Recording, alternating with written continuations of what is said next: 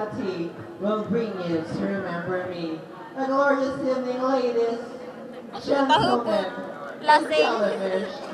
My name is Daryl Rojas, a fresh, super fresh, very fresh, 20-year-old scholar all the way from the Tiger City of the Metro, Mandaluyong City.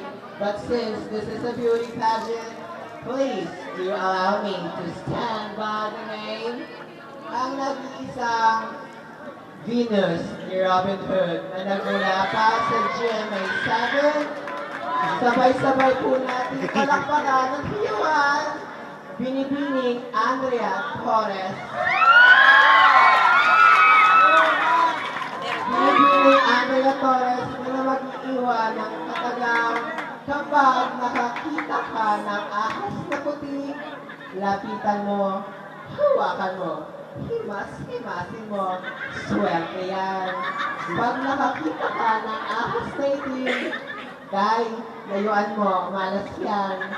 Kapag nakakita ka naman ng ahas na kulay brown, mga bakla! Ano? Subukan, hindi yan, maraming salamat. Alright!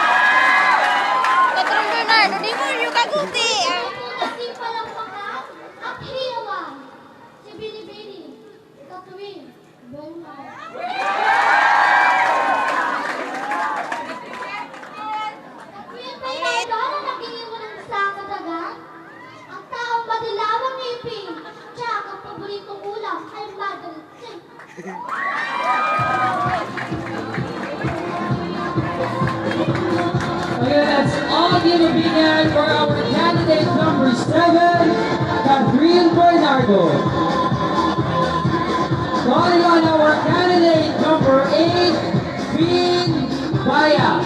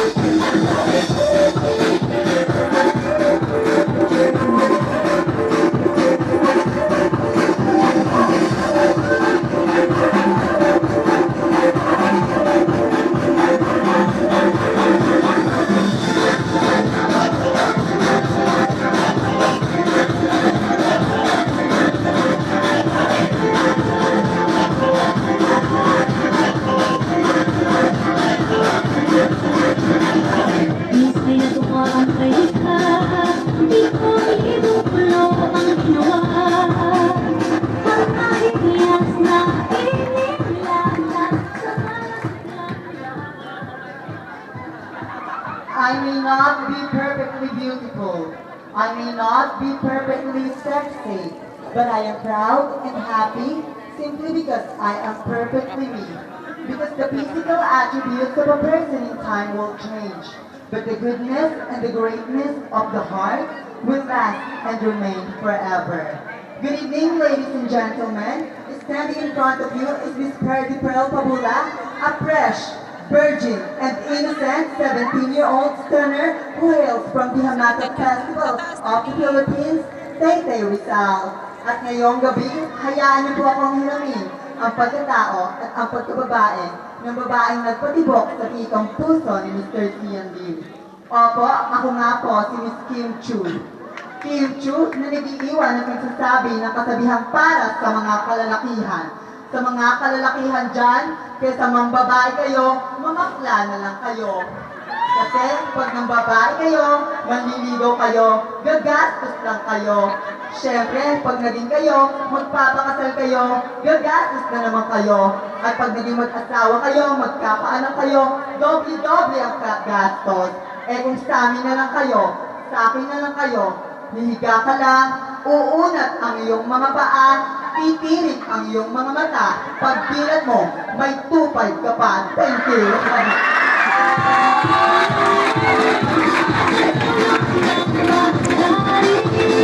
you.